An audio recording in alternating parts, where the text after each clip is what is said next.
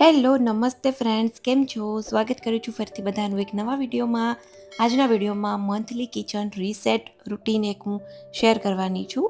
મોટાભાગના લોકો આ રીતના ફોલો કરતા જ હશે. પહેલાં મારા મમ્મીના સમયમાં અને હજી પણ આપણા ઘણા ગુજરાતી લોકોને એક હેબિટ હોય છે કે આખા વરસનું રાશન કરિયાણું છે એ ભેગું જ ભરી લેતા હોય છે. બટ મારે એટલી બધી જરૂર નથી પડતી હોતી, એટલે હું અને નવા ઘરે અમે શિફ્ટ થયા ને પછી મારે અહીંયા પ્રોપર ગ્રોસરી રાખી શકાય ને એવો એક કોઈ સ્ટોર રૂમ નથી થયો.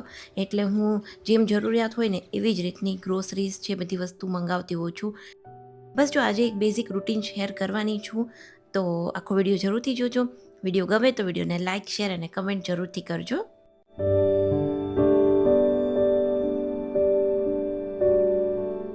એવું કહેવાય છે ને કે જો તમે પ્લાનિંગથી ચાલો ને તો તમારી પાસે જે 24 કલાક છે ને એ બહુ જ ઇનફ છે. પ્લાનિંગથી કરો તો તમે આખા દિવસમાં ઘણા બધા કામ છે એ કરી શકો છો. થોડા સમય પહેલાં મારે એવું હતું કે હું છે ને કોઈ જ ગ્રોસરીનું મેન્ટેન નહોતી કરતી. મજા આવે ત્યારે કે જ્યારે ઘરમાં ખાલી થાય વસ્તુ ત્યારે હું જઈ અને લઈ આવતી. એનાથી એવું થતું કે વારે વારે સ્ટોરની વિઝિટ કરવી પડે, એ સમયમાં આપણો ટાઈમ પણ વેસ્ટ થતો. એટલે થોડા છેલ્લા લગભગ એકાદ વર્ષથી મેં એક રૂટીન જ બનાવી નાખ્યું છે કે દર મહિને આપણે કિચનમાં જે પણ જરૂરિયાત હોય એ બધી વસ્તુઓ ચેક કરી લેવી. જેમ કે અત્યારે મંથ ચેન્જ થયો છે તો મેં સૌથી પહેલાં શું કર્યું, કિચનમાં આપણે મોસ્ટ ઓફ કામ કિચનમાં જ થતા હોય, એટલે જેટલું કિચનમાં આપણી સગવડતા ભર્યું ઇઝી કામ થાય ને તો આપણે આખો દિવસ છે ને એ બીજા કોઈ કામમાં પણ આપણે ધ્યાન આપી શકીએ. નવો મહિનો ચાલુ થયો છે એટલે હર મહિને કિચનને રીસેટ કરવાનું, જેમાં જૂનો જે બધો સ્ટોક છે એ ચેક કરવાનો, નવી ગ્રોસરીઝ કઈ બાય કરવાની છે એ જોવાનું, અને આખું જ કિચન છે ને એને આપણે ફરીથી રીસેટ કરવાનું છે, જેમને એક મંથલી કિચન રીસેટ રૂટીન પણ આપણે કહી શકીએ. આમાં આપણે છે દાળ, ચોખા, લોટ, તેલ, મસાલા, ચા ખાંડ છે, ડ્રાય ફ્રૂટ્સ છે, અમુક નાસ્તા જે કંઈ આપણે રૂટીનમાં આપણા ઘરમાં ખવાતા હોય એ, અને થોડી ઘણી જે કંઈ બી ક્લિનિંગની વસ્તુઓ છે એ મોટાભાગે આ બધી વસ્તુઓ આપણે રેગ્યુલર લેવાની જરૂર પડતી હોય છે. અને બીજો એક ફાયદો એ થાય છે કે દર મહિને આપણી જે જરૂરિયાત મુજબ જ આપણે શોપિંગ કરીએ ને તો એનાથી ફૂડ છે કે કોઈ ક્લિનિંગની આઇટમ્સ છે એનો બગાડ પણ ઓછો થાય, અને ક્યાંક ને ક્યાંક આપણું જે બજેટ છે એ પણ કંટ્રોલમાં રહેતું હોય છે. અને અત્યારે ટાઈમ થઈ ગયો છે ને તો સાથે સાથે બપોરના લંચની પણ પ્રિપેરેશન કરું છું. મગની દાળ જે ફૂતરા વગરની આવે એને ધોઈ લીધી છે પહેલાં 2 થી 3 પાણીથી, અને પછી એક થોડું પાણી ભરી અને લગભગ 2 કલાક માટે કે જ્યાં સુધીમાં મારું કામ ફિનિશ થાય ત્યાં સુધી પલાળવા માટે રાખી દીધી છે. પ્રહારનું છે ને મેં સ્કેટિંગ બેગ કાઢ્યું છે, હવે એને સ્કેટિંગ સ્ટાર્ટ કરવું છે. એટલે હવે મારું જે રૂટીન છે ને એ વધારે બિઝી થઈ જશે, કેમ કે મોસ્ટ ઓફ સાંજનો જે ઇવનિંગનો ટાઈમ છે એ મારે એને 2 કલાક માટે એને લઈ અને જવું પડે છે ચોપાટીએ. એ ટાઈમ અત્યારે હું મોટાભાગે એડિટિંગ માટે આપતી હોઉં છું. તો મેં એવું વિચાર્યું કે અત્યારે તો વરસાદ જ્યારે ન હોય ત્યારે હું ત્યાં બેસી અને એડિટિંગ તો હું ત્યાં પણ કરી શકું છું. એટલે હવે જોઉં છું નવું જે રૂટીન સ્ટાર્ટ ફરીથી થવાનું છે, તો એના માટે પણ અત્યારે મારે આ જે કિચન છે પ્લસ આપણું જે ઘર છે એમાં મોટાભાગની જે વસ્તુઓ છે એ સોર્ટ આઉટ કરવી ખૂબ જ જરૂરી હોય છે, કે જેનાથી આખો દિવસ પછી હેક્ટિક ન લાગે.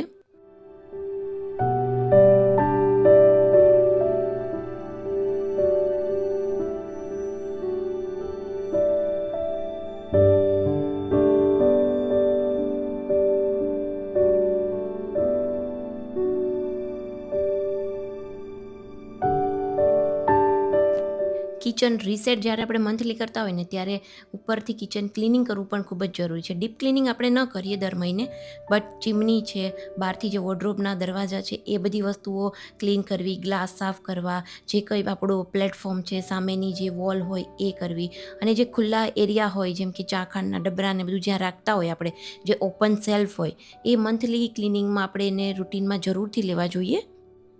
અને ચીમની તો હું લગભગ 15 દિવસે એક વખત ક્લીન કરું જ છું, કેમ કે મારું હવે રૂટીન જ બની ગયું છે. મને ચીમની વધારે જ્યારે ગંદી દેખાય ને એટલે તરત જ હું પછી આમ વિચારતી ન, બટ એપ્રોક્સ 15 ડેઝમાં ચીમની મારી ક્લીન થઈ જતી હોય છે. એટલે મંથલી હું થોડી વધારે ડીપ ક્લિનિંગ કરું, જેમ કે બહારની સાઈડ જે એની ઉપરની સાઈડ જે વોર્ડરોબ છે એ પણ ટોટલી ક્લીન કરું.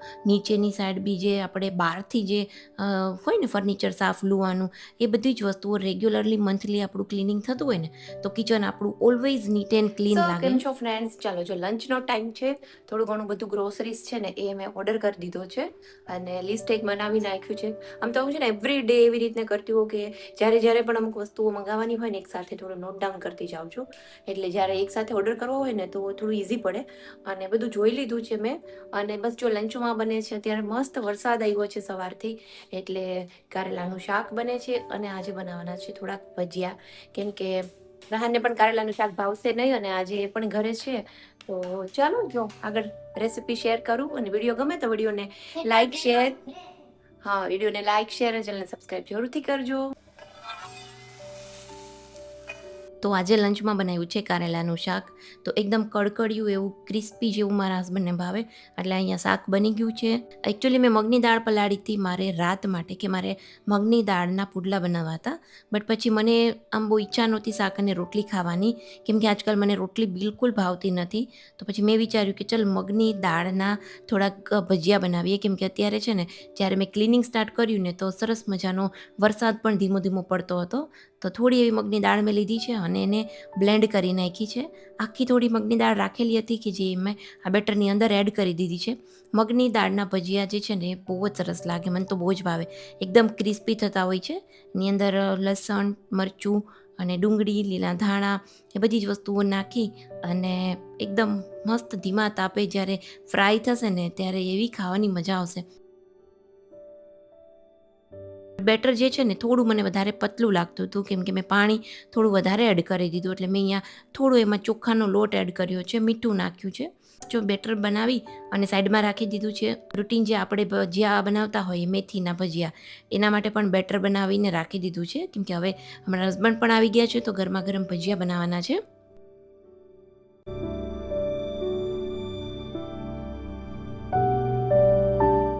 તો પહેલાં થોડા મગની દાળના બનાવ્યા છે, મગના મતલબ, અને પછી આપણે મેથીના બનાવ્યા છે. મોટાભાગે મારા હસબન્ડ છે એ મેથીના જ ભજીયા ખાય છે, બીજા કોઈ ભજીયા એ નથી ખાતા, જેમ કે લીલા મતલબ આખા મરચાંના હોય કે પતરીના હોય, કેળાના, રીંગણના, ઘણા બધા ભજીયા બનતા હોય છે.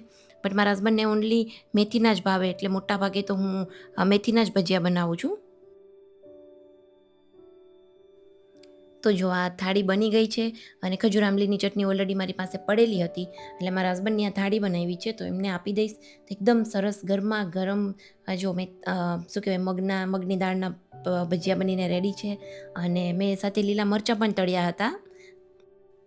તો બધું જ જ્યારે આપણે કામ કાઢ્યું હોય ને ત્યારે એની સાથે થોડું બહાર જવું પણ જરૂરી હોય.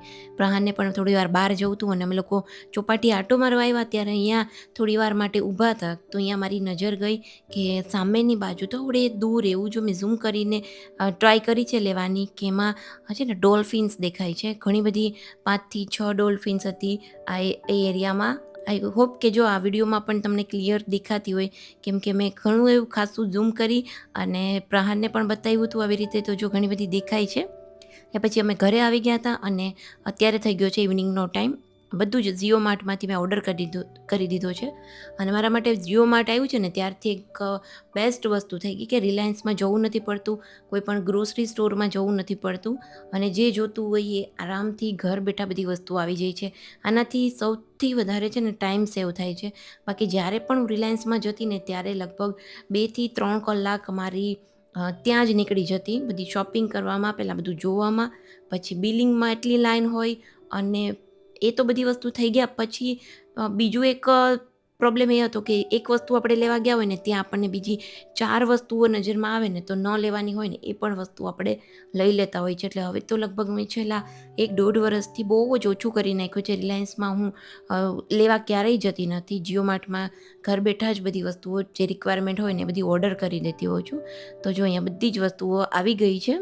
પહેલાં બધું જ કાઢી અને ટેબલ પર રાખી દીધું છે, અને પછી 1 બાય 1 બધા ડબ્બા કાઢ્યા છે, અને જેમ જેમ ડબ્બાઓમાં કઈ રીતના ખાલી થયા છે એ પ્રમાણે બધા જ રિફિલ કર્યા છે.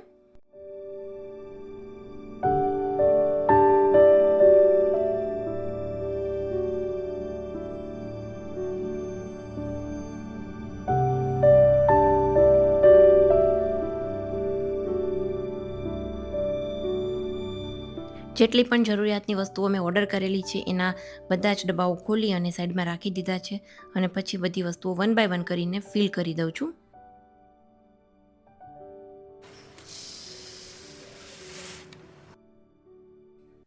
અને મોટા ભાગની મારી એવી હવે કોશિશ રહી છે કે હું બને ત્યાં સુધી બધી ઓર્ગેનિક વસ્તુઓ મંગાવું. જેમ કે અત્યારે હું જે કંઈ બી કઠોળ છે અને દાળ છે એ જ્યારે મને ઓર્ગેનિક મળે છે ને ત્યારે હું એ જ લેવાનું પ્રિફર કરું છું. તો 5 કિલો મેં શુગર મંગાવી છે, ચોખા પણ મંગાવી લીધા છે. ચોખા છે ને લગભગ મેં 2 વર્ષ પહેલાં એક બાચકું લીધેલું હતું 25 કિલોનું. એ મારે અત્યાર સુધી ચાલ્યું હતું, એટલે આ વખતે એ ખતમ થઈ ગયું છે. એટલે મેં હવે 2 કિલો જ લીધા છે ટ્રાય કરવા માટે કે જો આ ચોખા સારા હશે ને તો પછી 10 કિલો જેટલા લઈશ. એકસાથે હવે મારે 20-25 કિલો તો નથી જ લેવા.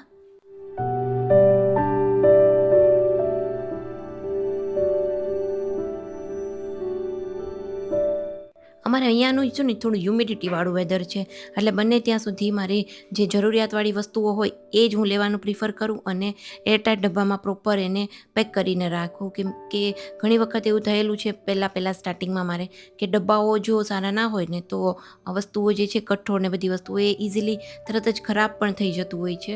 એટલે બને એટલું છે ને મંથલી જરૂરિયાત પ્રમાણે મંગાવીએ ગ્રોસરી તો બચત ઘણી થાય અને વસ્તુનો બગાડ નથી થતો. એ વસ્તુ મેં ખાસ માર્ક કરેલી છે. જે પણ ખાલી ડબ્બા હતા એ બધા જ મેં રિફિલ કરી દીધા છે અને થોડી ઘણી વધારાની ગ્રોસરીઝ હોય જ કે જે આપણે આગળ પાછળ રાખી હોય તો એ હું નીચેવાળા જે ડ્રોવર છે ને એની અંદર રાખું છું. એક ડબ્બો મેં રાખેલો છે કે જેમાં વધારાનો સામાન રાખું છું. એટલે જ્યારે પણ ઘરમાં કોઈ વસ્તુ ખૂટે ને ત્યારે સૌથી પહેલાં હું એ ડબ્બો ચેક કરું છું કે એમાં જો વસ્તુ પડી છે કે નથી પડી.